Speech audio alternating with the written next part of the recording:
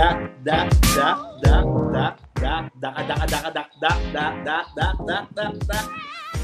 back again with Dakdakan Podcast. Your boy Mora and EU. 1, 2, 3, 4. Yo! Hello uli sa inyo mga basketboleros, basketbolera.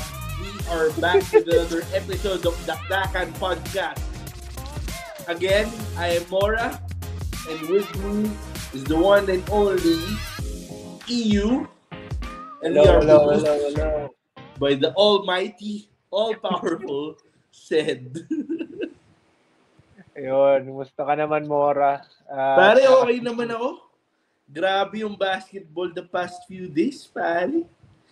Nakaka-10 games na. Grabe. Ang bilis. Men. Kaya rin kailangan natin ng isa pang episode eh. Kasi hindi pwedeng din natin pag-usapan yung nangyari sa basketball world, pare. Pero ano ba hindi masasabi mo, pare? Well, hindi na natin pag-uusapan yung mga games. Mas pag-uusapan natin yung mga manlalaro na nakilahok sa unang 10 laro ng UAAP so far. So, nakakalimang playdates na tayo. And, yun. Medyo nakilala na natin yung mga teams kung paano sila maglaro. At mula doon, ay gagawa tayo ng sarili nating ranking. Ha? Ranking? We're going to rank every UAAP team's best player. And just rank every UAAP team's best player? And just like how the UAAP makes its distinction between an FSA and a local when it comes to the MVP and the best FSA award, we will be ranking first the FSAs. We'll be ranking the FSAs from the 8th best to the first. And after that, we'll be ranking the best local from each team. So we will take the best, who we believe to be the best local player from each team, and then we'll rank them from worst to best. So, saan nga ba tayo? Ano yung criteria natin sa pag-rank, pare? Well, may mga bias ba dito sa pag-rank natin?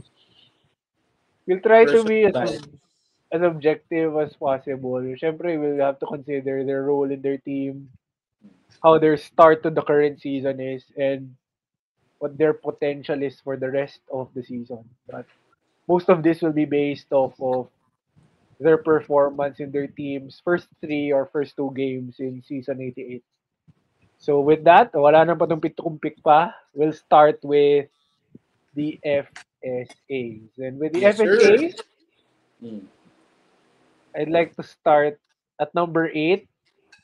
Though their team isn't doing as bad, his role is very, very minimal. Hence, the rank at number 8. And at number 8, we have Bright Nwankwo of DLSU. And you watched their first 2 games. He isn't even the first big off of the bench to relieve Mike Phillips. Si Pablo pa nga yung mas ginagamit kumpara sa kanya. Kumbaga, break glass in case of emergency lang talaga siya kahit 4 na taon na siya sa Lasal. And yun. I guess he's clearly at the bottom of the FSA ranking. So masasabi mo ba na si Bright Nwankwo ay isang diversity hire?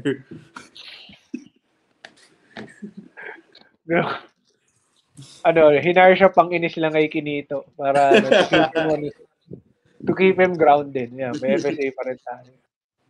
And after Bright Nwankwo, at number 7, he did impress me yesterday when they came up against Ateneo. Since sobrang dami sablay ng Adamson no first half, puro siya yung nakaka-rebound. Pero dahil yun nga lang yung ginagawa na sa Adamson, taga-rebound, I have to place him at 7. And that is OJ Ojarikre. Another veteran FSA, 3 years na siya sa Adamson, 3 or 4, but his role is still that of a starter, but all he does in the game is rebound.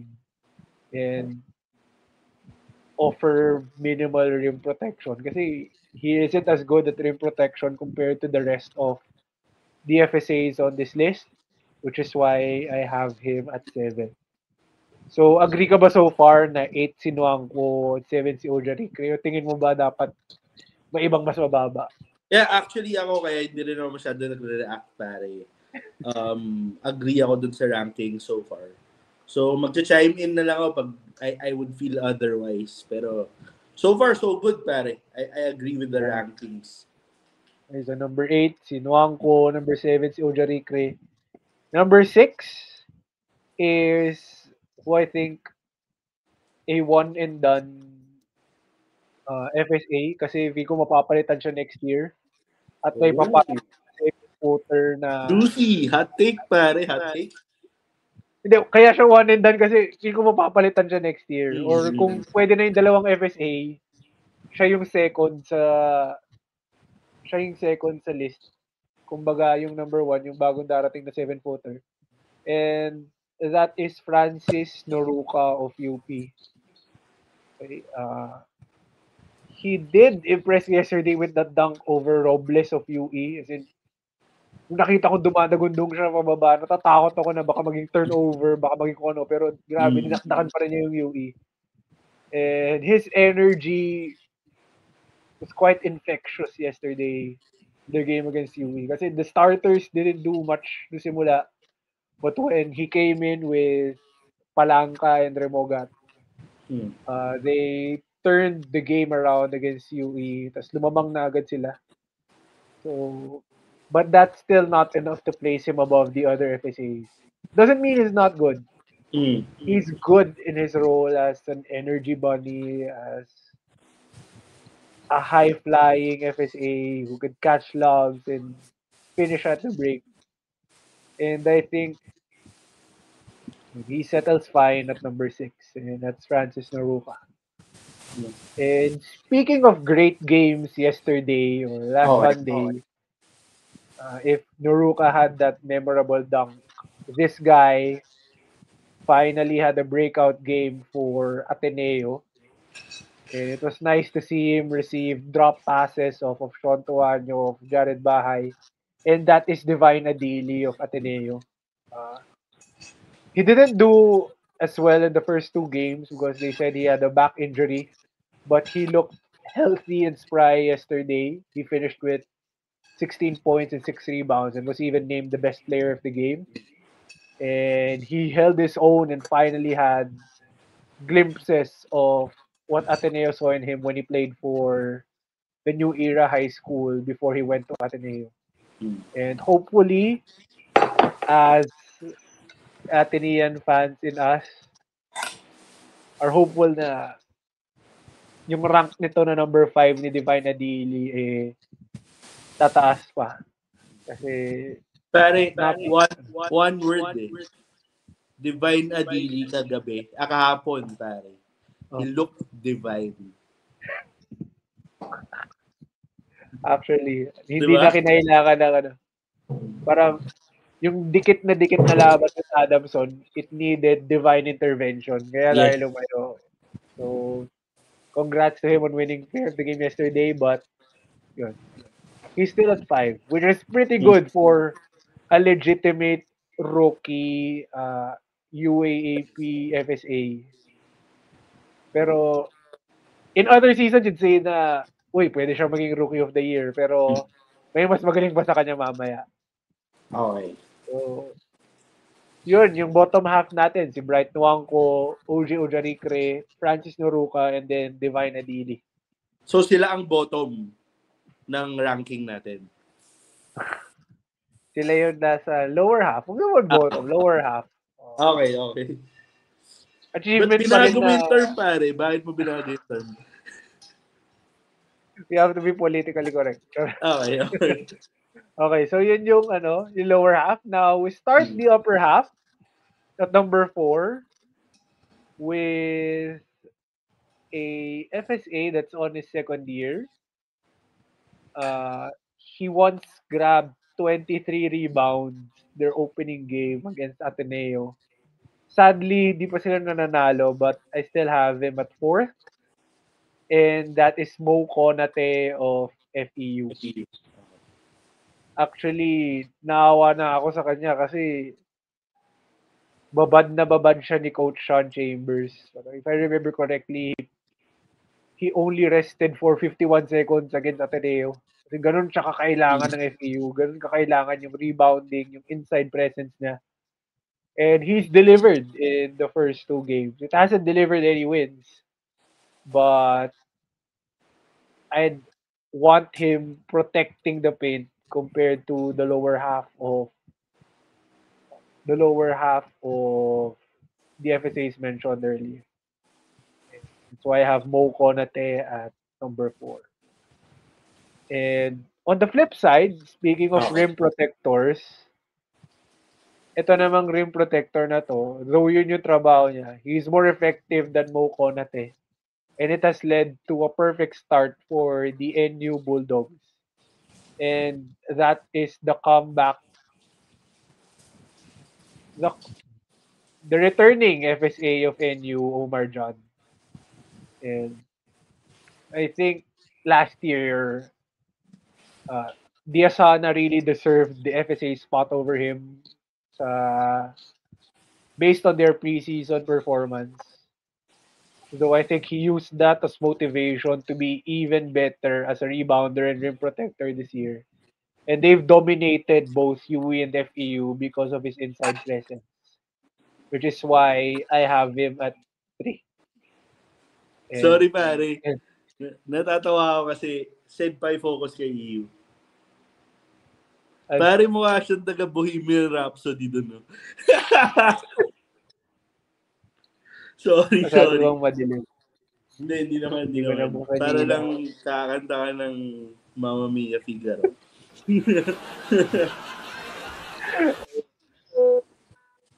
Well, for number 4, number 3, I have the rim protectors, Mo Konate and Omar John.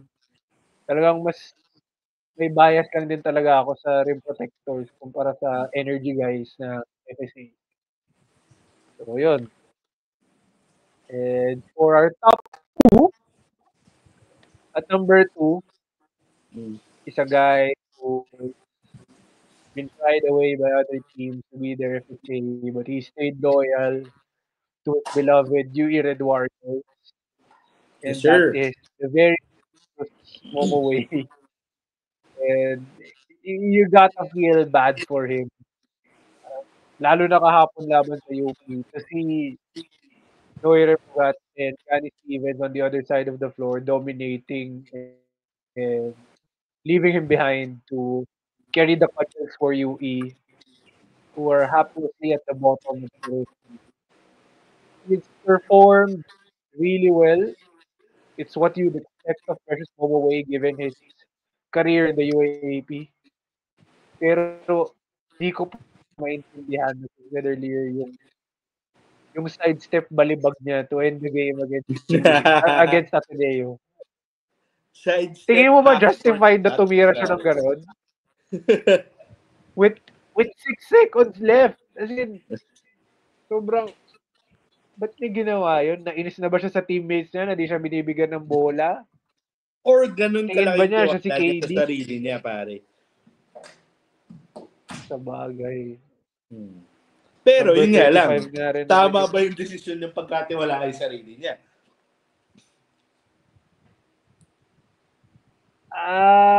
Sa bagay. Kasi at that time, si Welo Ligo-Ligo yung mainit. Tapos hindi Yun man nga. lang siya nabigyan ng shot at the end. So that's the only questionable thing you can say about Precious Momoway's performance in the first 3 games. And he's been very passionate, getting his teammates at the right position. Kasi yun, napansin ko kahapon, is na siya sa mga teammates niya. And I love that passion from him. And he's backing the talk by playing really well for UE. Kapos lang talaga sila sa talent ngayon. And speaking of talent, who expected this NU Bullpup to be not only the best FSA, but I think he is currently the best player in the UAAP.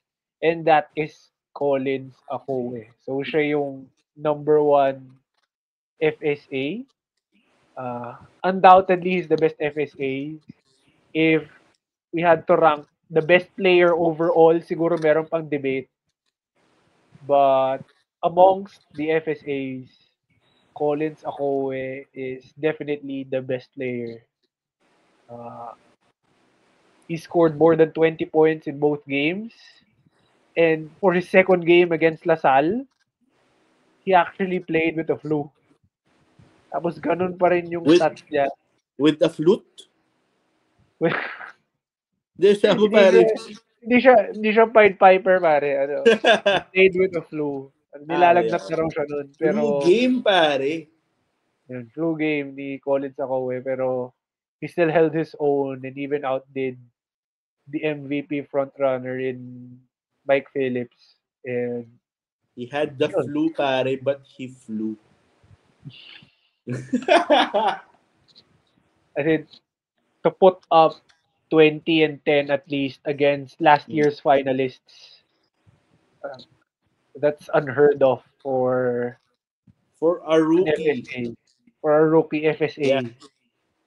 Considering na galing pa siya ng UAAP High School, no one expected that it would easily translate to the seniors. Kasi, nung sa juniors, sabihin natin, kahit naka 2020 siya, hindi pa rin automatic na nananalo yung team niya eh. Pero ngayon, tatalunin mo Lasal tsaka UP. It's your first two games. So, I'm excited to see how he performs for the rest of the games. But if there was no distinction between FSA and locals for the MVP, he'd probably run away with the MVP if his form Rookie MVP, no? rookie MVP. Pwede siyang manalo ng Rookie of the Year because he came from a Philippine high school. Yeah. So yeah. Pwede siyang manalo Rookie of the Year, Best FSA. And if there wasn't such a distinction, he'd probably also be MVP. So tatlong award yun. So yeah, do you Yeah. agree with our rankings? I think we also just need to clarify, pare. For a while, I was thinking of switching a few people because of their win-loss record. Pero come to think about it, we're ranking players based on their performance and their roles. So we're not taking into account the win-loss records currently ng teams nila. So yun lang, just for the audience to consider. As we also go along and rank the locals respectively. Yan. So we'll now start with the locals. And at number 8, actually itong number 8 and number 7 para sa akin interchangeable. Okay. Pero tsaka ko na pinasok yung record. Okay. Kaya yun na yung naging distinction. Kaya at number 8, dahil record yun nabanggit, I have John Abate from UE. Okay. Siya yung number 8. Actually, pinag-isipan ko rin kung sino ba yung best local player ng UE, kung siya ba o si Welo Lingo-Lingo. But Welo had an off first game. Si Abate mas consistent. Although consistently na mababa yung percentages niya, mababa yung assists. Parang UE goes as far as he goes. John Abate. But that's not enough to put him above any of the other best players from each team. So I have John Abate at number 8. And sino ba yung nag-isip kong ipagpalit sa kanya sa 8 and 7? At 7, it pains me to say this, but at 7, I have Harold Alarcon of UP. Oh! As in, So, pare, feeling mo nasa bottom dwellers si Harold. Kasi inisip mo pa siya maging 8 eh.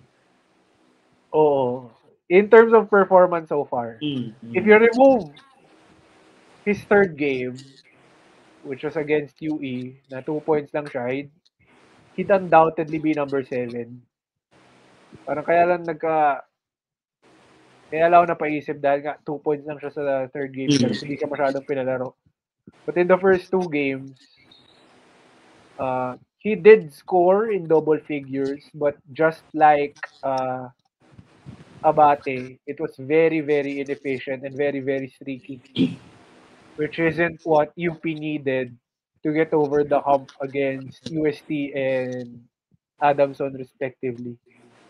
So, Pero EU, given that you also mentioned na Harold did not perform at least to expectations during their win, would you think this may be at least a consideration in terms of choosing another player?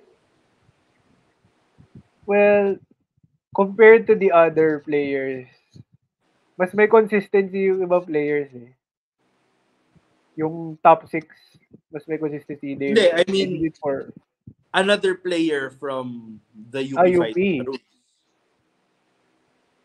Well, you could make the case for Noy Remogat. Remogat, given his last game, or even the case for Gani Stevens as the best local. But overall, on both sides of the floor, it should be Harold. It is Harold. And kaya rin siguro mababa yung percentages niya kasi hindi siya sanay na siya yung number 1 option.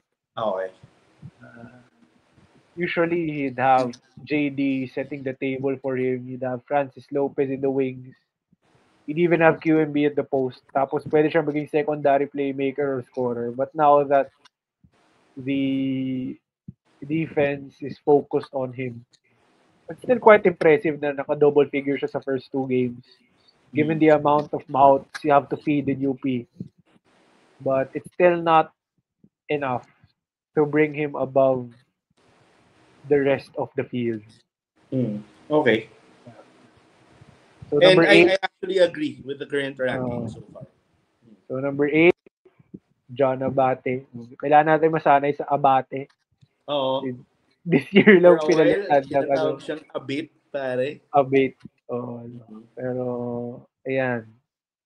Now, at number 6 is a player who is on his final year. Pare, And pagka biglang nanalo ang UP, kailangan natin ang UP, ang UE, pare. Kailangan natin mag-celebrate at kumanta ng abate-bate. Abate-bate. ay, ako. Gagawin mo dito yun ha. Sa next episode. Pag nanalo, men. Pag nanalo. Sige. Okay. And speaking of celebration, this player's team had a lot to celebrate after beating UP sa Q Pavilion last Wednesday, but they have to go back to the drawing board after getting trounced by Ateneo yesterday. Okay. And that is Cedric Manzano of the Adamson Falcon. Sobrang lupit ng first game niya. As in, he showed the whole arsenal against De La Salle. Post moves, rebounding, even spotting up from outside. And yun yung nagdala talaga sa kanya to this 6th position. Yung impressive showing na yun against DLSU. You'd want more from him, especially yesterday against Ateneo. The Ateneo team na hindi pa ganun ka-experience yung bigs. Kahit nandun si Kimani Ladi, it's still his first year in the UAAP. But I guess that's also the fault of the coaching staff. They didn't get him the ball enough in the limited time that he was on the court due to foul trouble. He should have definitely been higher, but mas magaling lang talaga yung top 5 sa kanya. So, number 6 is Cedric Baby Boy Manzano. And at number 5, although hindi pa sila nananalo, he's impressed me the most he's actually the best guard in this list. In the UAAP? In this list. Okay. May mas magaling na ibang guard sa kanya so far. Pero wala sa list na to. Wala sa list na to kasi may mas magaling sa kanila, sa team nila, na hindi guard. Okay, sige. Okay. And at Sige, number at 5, least sa list mo, pare, tingnan natin. Baka mami mag-disagree ako dyan. Pero sige. we have John Ray Pasaol of FEU. Mm. His growth from last year to this year has impressed me. Parang the game has definitely slowed down for him. The near triple-double performance against Ateneo was really, really impressive. He was 1 rebound shy of a triple-double in that overtime loss. And hindi lang yung playmaking yung gumaling, pati yung shot making niya. Yung tinitirahan niya ng mid-range out of nowhere, sina Jared Bay, si Waki Espina, bigla na lang niya titirahan. Tapos sabi ko, bad shot yan. It would have been a bad shot last year, but this year, you can see the improvement. And I hope it definitely translates to win soon. Lalo na sila lang halos ni Joric Bautista ang gumagawa sa FEU.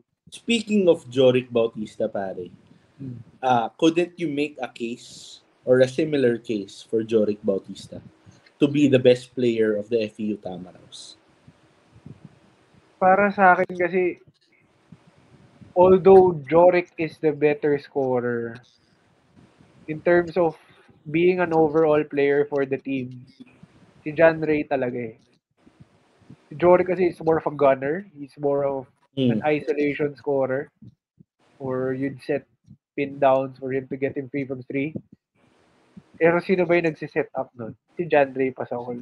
Siya yung he'll set the tempo, he'll get So you the ball. leader of the FEU Tamaraws, at least on the court, you would say is John Ray Pasahol. He is both the leader and the better player for me. Okay. So yun. Kaya number 5 si John Ray Pasahol. And at number 4 is a player who I think should be in the running for MVP this year if their team continues their form. And that is Jake Figueroa of the NU Bulldogs. So far, his efficiency hasn't been that good. But to finish their first game with 5 steals and 2 blocks as a wingman and to lead NU to a 2-0 record, albeit against the perceived bottom dwellers in FPU and UAE, put him at number 4 because of his all-around game, his leadership, and nagulat ako na we expected him to be good as a former MVP in the high school, but for it to translate in the college for 5 years, still put up those kind of numbers. Very, very impressive. And if he gets his efficiency up, parang he'd make a strong case for a Mythical 5 selection this year. If NU continues winning, dagdag points din yun sa statistical points. Yep. He solidifies his position in the Mythical 5.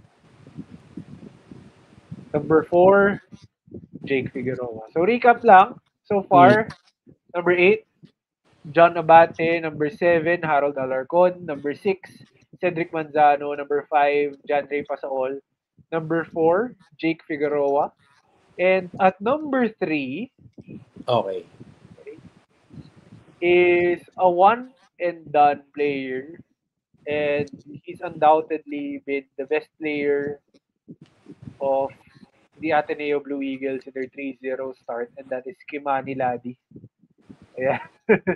Kimani Pacquiao Ladi. Kimani. Grabe yung... Sorry. Although he wasn't there in their back-breaking fourth quarter run against Adamson, as in nasa bangko siya nun. He kept Ateneo in the game against Adamson with a 3 nung lamang na ata ng 6 yung Adamson. They were threatening to pull away. He popped after a horn set to hit a 3. And after that, the momentum was with Ateneo. And to add to that, siya rin yung nakashoot ng go-ahead basket against UE. Yes, sir. Another pick and pop with Jared Bahay, left wing, three-pointer, lamang laban sa UE. He's taken no time at all to adjust to the physicality of the UAAP. And what's impressed me the most is his shot making. Hmm. Akala ko nung una kapareho lang niya si Balungay na kaya pumat sa labas, na high flyer, dumadakdak and all that. Pero yung self-creation niya is very, very impressive. For him to come off of screens in the middle of the paint, tapos magpa-pop siya sa top of the free throw line, tapos titira ng jump shot. Napaka-KD.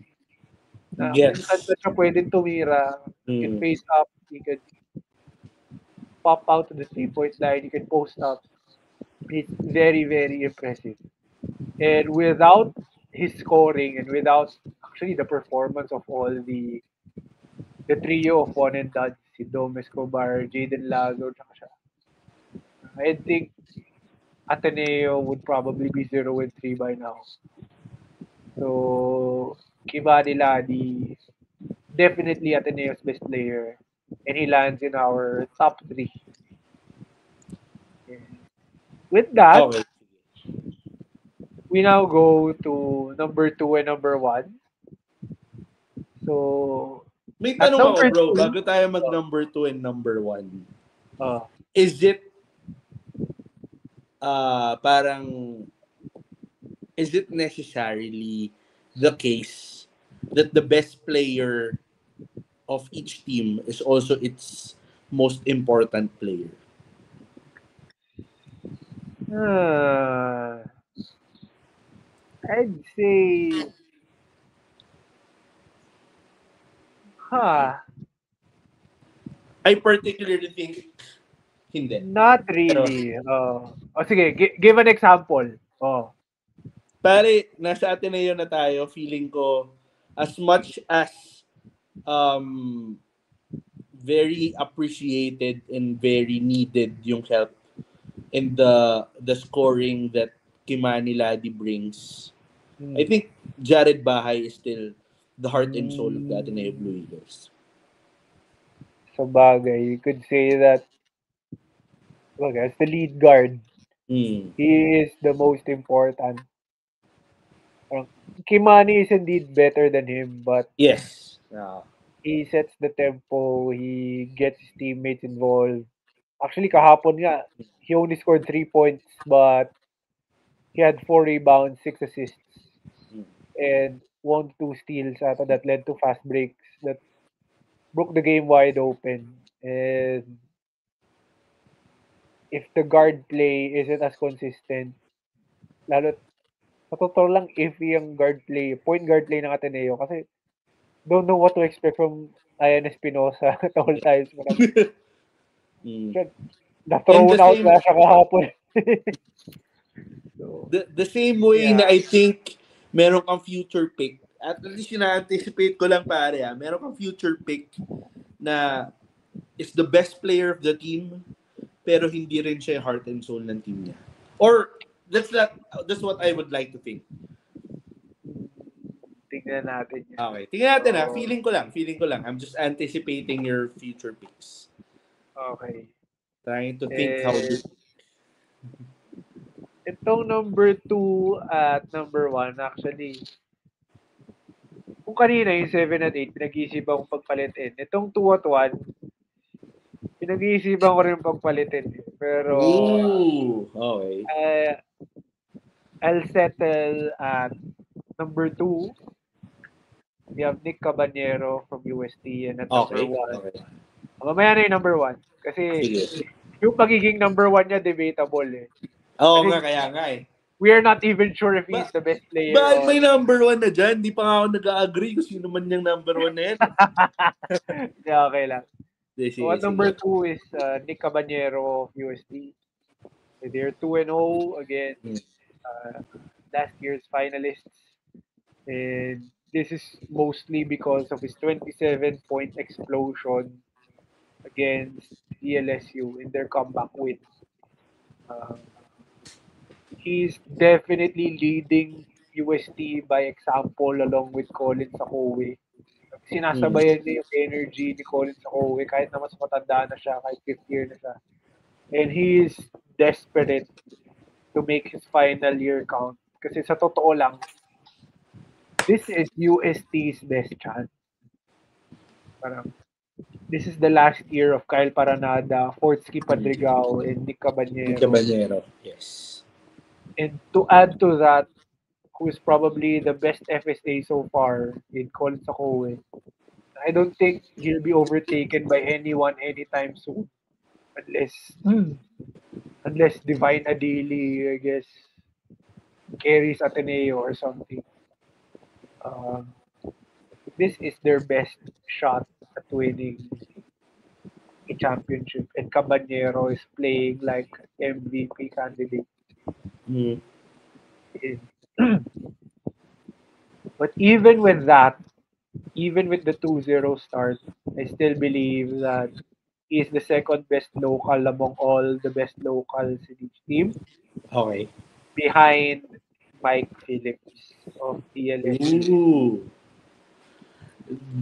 I think that is up for debate, pare. Ako, Yeah. I personally think, uh, I mean, stats aside, I I'm basing this on skills, on effect to the game. I think ang best player ng Lasal is Cortez, pare. I see. Bakit? Ewan ko, parang feeling ko kasi all plays start with him. 'Di ba? Parang as dominant as Mike Phillips is, hindi iikot yung bola without Cortez handling the ball. I mean, yes, Kian Baclan is there, but so far he has been subpar in his performance the past at least the games that LaSalle has played. So the movement basically runs off Cortez. That's why I think in um, terms of being the best player, uh, mas na-showcase niya yung skills niya. Gets ko na the physical presence um, of Mike Phillips actually gives him double-double in terms of stats. Pero I'm trying to base this off of importance to the game as I've mentioned earlier. I see. Pero ako kasi, for me, Jacob Cortez is most definitely LaSalle's best player on offense. Okay. As in, if you want someone to handle the ball at a crucial time, as he did against Adamson, Mm. you want the ball in the hands of Jacob Cortez. Okay. But when it comes to overall impact, feel ko mas may impact pa rin si Phillips. Kasi you may not run isolation plays for him, but he still finds ways, ala BDO, to have an effect on the game. He crashes the boards. Mm. He is a lob threat. Actually, he has improved his mid-range and he can even put the ball on the floor to get to the rim. Sa offense pa lang yun. E paano ba sa depensa? 15.5 rebounds per game is Pre, not kaya naman pala something pinili to, mo eh. Kaya naman pala eh. it's not something to minimize or ano. Hindi lang yung basta-basta.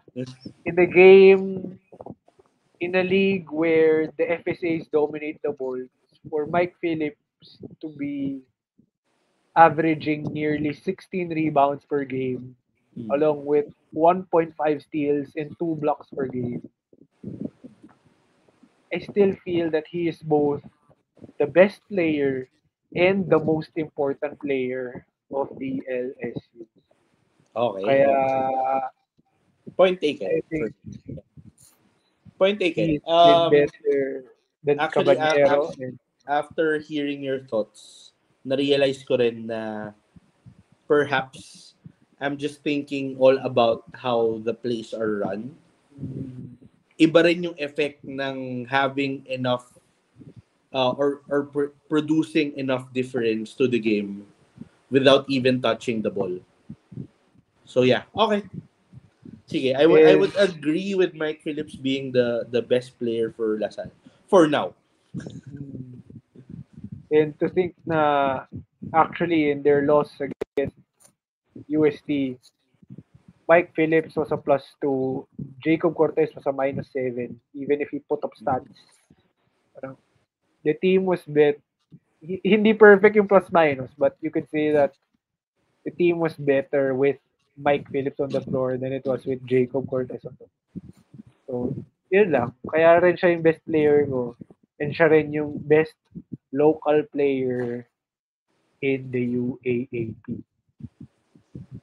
But as to who is the better player between Colin Sakoe and Mike Phillips, that is more of a debate. But si Colin Sakoe pa rin. Kasi grabe talaga yung start to the season niya. Paano ba kung wala siya sakit? He could have gone for that 2020 against LaSalle. Actually, ano nga ba? Kasi he was 1 rebound shy of a 2020 ng may lagnat. Wow. So, natatakot na ako for the rest of the team. If he does that against the two best teams, paano pa kaya yung the rest of the league? Wala lagnat. So, yeah. Mas may debate yon, yung Akowe versus Phillips compared to Akowe versus Momoway. But, yun.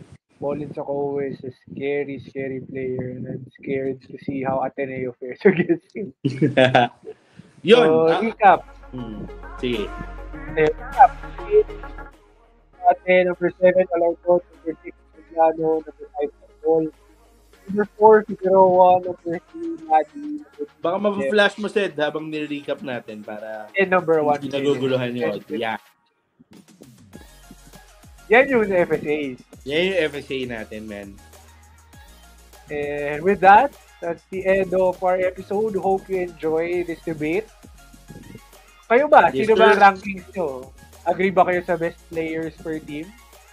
Agree ba kayo sa best Comment, FSA guys. per team? Yes. Please like, comment, subscribe, at hit nyo na rin yung notification bell para at least alam nyo every time may post pare. At marami pa tayong pag-uusapan. Marami pang UAAP basketball. Marami pang Philippine basketball. Marami pang basketball kahit saan. Period. Yes, sir. Yun lang, guys. Yes. Thank you so much. This has been casting. This has been Dakdakan Podcast. Thank you so much.